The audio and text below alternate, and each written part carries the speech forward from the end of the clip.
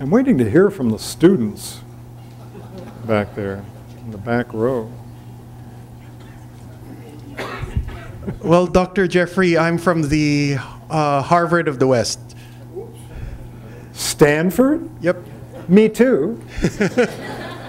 So I asked, we were at one of the Stanford forums, and we were talking about free trade as far as the US experience was concerned.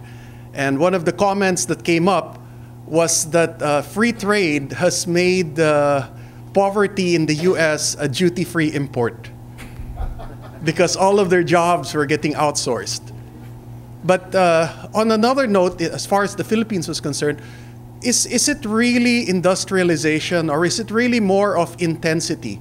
We were looking at Switzerland. You have a Swiss fellow who's got only maybe 10 cows, but he's making a first world income converting the milk from those cows into very high-grade yogurt or very high-priced cheese. So even with just 10 cows and maybe half an acre of land, he's able to make a very, very good living. There are some fellows in British Columbia right now who've come up with a technology to raise wasabi, which is supposed to grow only in the best springs in Japan, and they've managed to grow it artificially in a greenhouse. And here in the Philippines? No, in British Columbia. Oh, yeah. And I believe the harvest value per hectare of wasabi plants is close to $6 million per year. Wow. It's a patented technology, so you can't really, without that technology, you cannot grow wasabi. They somehow fooled the wasabi plants through hydroponic farming that they are in a perfectly clean stream in Japan. And wasabi is hard on the environment because the spice that it has affects the wildlife or in some way. So they've actually restricted the growing of wasabi in those springs in Japan. So these folks have been able to raise it in British Columbia, and that's $6 million of harvest per hectare, and that's agriculture. So and the people in Israel have done wonders with hydroponics. So is it really? And Taiwan farmers are doing quite well with rice despite the high price of land. The rice, high-grade rice in Taiwan is still cheaper than our high-grade rice over here at basically half the price. So is it really that, or is it the intensity or the value added that they're putting into their agriculture? The Dutch have done wonders with their agriculture. So is it really the value added or the industrialization that you're putting into your product and the value added rather than trade or industrial intensity?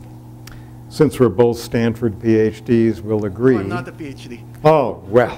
I'm from the other. Well, okay. We're from the comfier part, which spends more time in the sun and going up to the ski resort. I'm from the state right now. I'm from the state of Wisconsin, and agro-business is a very big business. It is the leading edge in Wisconsin. Yeah, and that's true. Of course, a lot of it's cows and cheese, but yeah, but the best quality frozen custard in that side of the world. Thank you very much.